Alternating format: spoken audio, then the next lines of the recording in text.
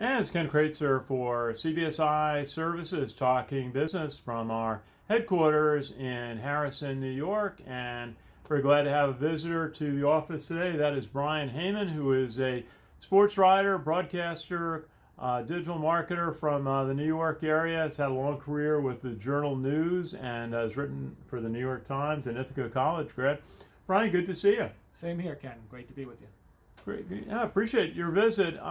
Now, first, why don't you tell us a little bit about your career? You go back over 20 years in the industry. What have been some of the steps along the path for you and some of the changes that you've seen? Well, it's been an interesting ride, so to speak. I went to Ithaca College to be a sportscaster, and did not get a good job at that coming out of college, so I turned to print. And for me, it was a good decision. It's been difficult in certain ways because the industry has had its peaks and valleys, and there's been some layoffs along the way. But right now I'm freelance, and I cover pretty much all the New York professional teams and some of the college teams in the area, and I enjoy every day. This is really, career has really become part of me. The business has changed a lot over the years. I mean, back in the 80s and 90s, before the internet, it was just worry about writing a story and it's going to appear in tomorrow's paper, and the news we'll just have to wait until then. And now the news cycle is pretty much constant, and you're doing so much beyond just the print. So it's really expanded in the digital age. Absolutely. I know you're going to be covering the New York Yankees game this weekend, and that's always really the top of the sports writing field here in the New York area. Now, one of the things you just mentioned is going from a broadcast point of view to writing, and we see good writing is so valuable and hard to find, whether it's sports or it's business writing or writing in public relations. How did you develop your writing skills? It's in college, at that time at Ithaca, they did not have that much of a print curriculum, and I wasn't even focused that much in that direction. So really, some of it's natural, and some of it's just experience, and just again and again and again. And I've written many thousands of stories, over time, and I think I've developed a certain style, and I like my copy to be a little different than others. I very much try to be creative in my thought process and in my writing. Yeah. Now, we're all kind of going through digital transformation. That's been the big buzzword in the in marketing. We used to all be in direct marketing, and now we've upgraded to digital marketers. But it's the same analysis-based marketing. The media has changed. The print business, publishing newspapers, has really been challenged, but some papers and some organizations have been able to transform themselves into digital editions, in some cases maintaining print, some cases not. How has that gone, in your view, the digital transformation from print writing to digital writing? Well, I think it's been really a necessary element. Circulations have decreased in the print world so much, so now there's really an emphasis on the internet and on the and on the news cycle, and constantly putting new material on the web to keep people clicking. So I think it's totally different in a way. There's room for short, what we call web updates, where we're just some news happens and get it up on an internet site quickly. and then flesh it out later on. And so you're updating. It's just a different world. Absolutely. What we see is institutions are becoming important media organizations, whether it's businesses, colleges are very, very good digital marketers, athletic departments of colleges. We see that at West Point or Iona, or when we were out at Ohio State recently. There's so much talent in organizations. Sometimes they have very significant audiences too. And so a lot of writing is going in that direction. How do you find that? I know the Yankees, for example, do a lot of their own media. How do you find that, the institutional media that's being produced versus what you do as an outside reporter? Well, I think, there is room for this. I mean, and plus, teams are hiring, writers and social media aspect. They're putting an effort into that, and that's really a way for them to market their own team and their own message. And some of the reporters that they're hiring to work on their websites, they're getting good access, and sometimes access that the regular kind of mainstream media isn't getting. Yeah. And I'll see in stories, such and such told the team's website, or a quote where the team put out in a statement, and that's going to have to suffice until you have access yourself. So I think from a team perspective, it's a great idea for even marketing their product, I think. Absolutely. Now, covering a game has changed. Smartphones make a huge difference. I cover a game, and about 90% of what I do off my smartphone. What is a game day like for you, or an event that you're covering, from doing things before the game, Twitter perhaps during the game, and then after? What are some of the key elements of covering a game or an event for you? Well, you say I'm covering the Yankee game, which I will.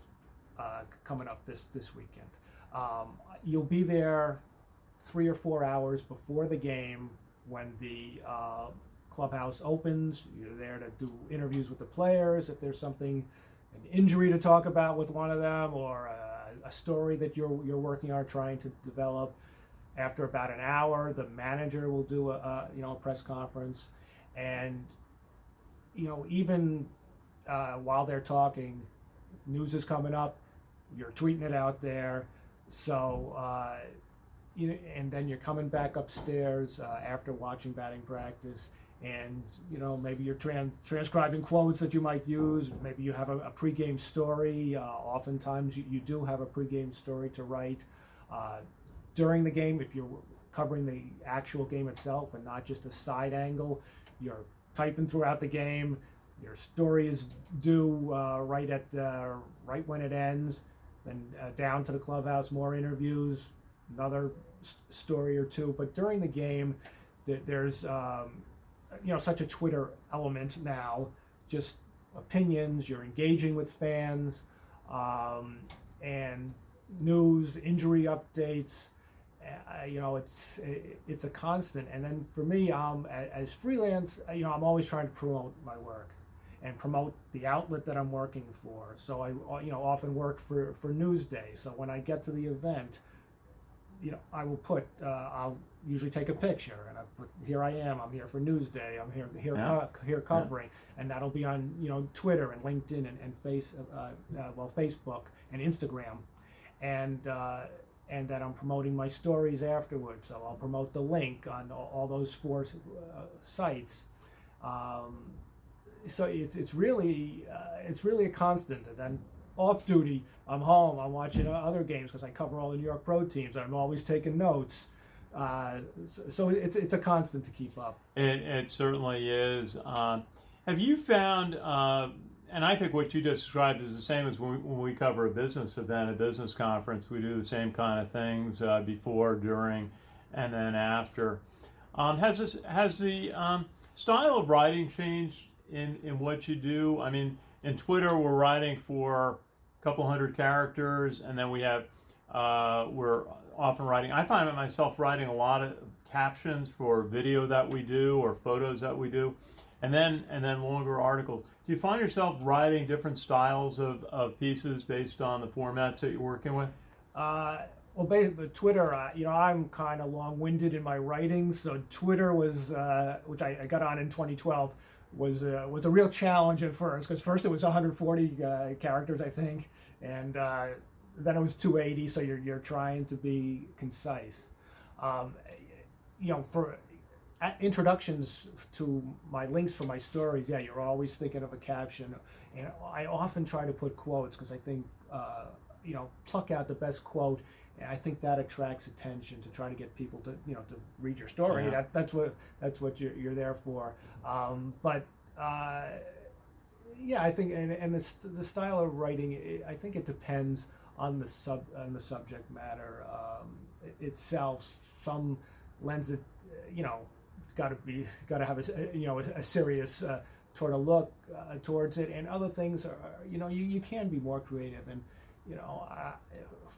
me personally, I think it makes it more interesting, and I'll err maybe on the side of creativity, is trying to get into a story, and that's just kind of my philosophy. Oh, sure.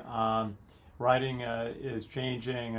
Some places are going back to the long articles. Some are doing more of the short caption type of writing. Tell us, if you would, about video. We do a lot of video for business and also in our sports work at SAL Radio. How has video changed? And we can do it. We're doing a video off of our smartphone today, and we can put it on LinkedIn. We can put excerpts onto Twitter, as we do. We can put it into email. How has video changed? What are some of the opportunities to use video that you see? Well, I see a lot of it at press conferences, where it's just take a clip of something and put it up there, and I think in some circumstances, I think there's some a split on this subject. Some people think that people want to see videos, and others think you don't. But I do think it's a good thing, and at one of my previous stops, I would on my iPhone I would shoot action video, say of a high school track event, and then I would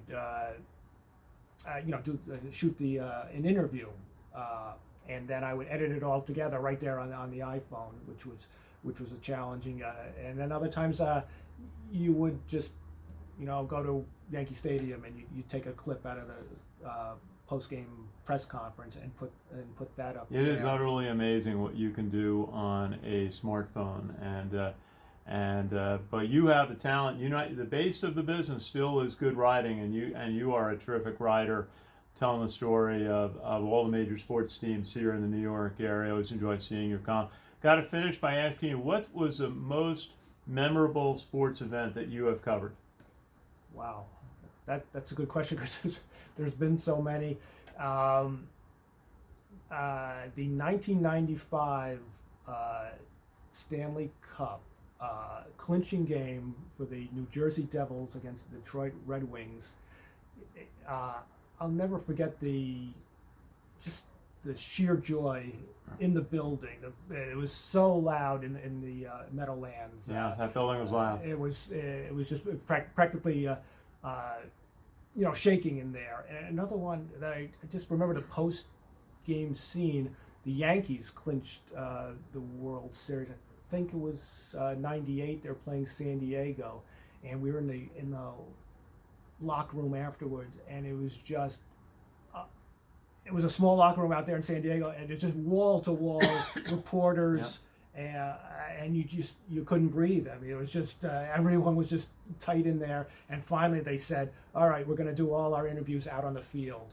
And so it's just this little snippets that you remember over the course of time, over so many games. Yeah. And Brian Heyman, noted sports writer here in the New York area, graduate of Ithaca College and the Journal News and the New York Times. contributor to Newsday. Thank you so much for visiting with us and telling us a little bit about the digital world in the sports media business, and great to see you. Thanks, Ken. Thanks so much for having me on. I appreciate it. Our pleasure. This is Ken Kraetzer for CBSI Talking Business from our headquarters in Harrison, New York. Have a good day.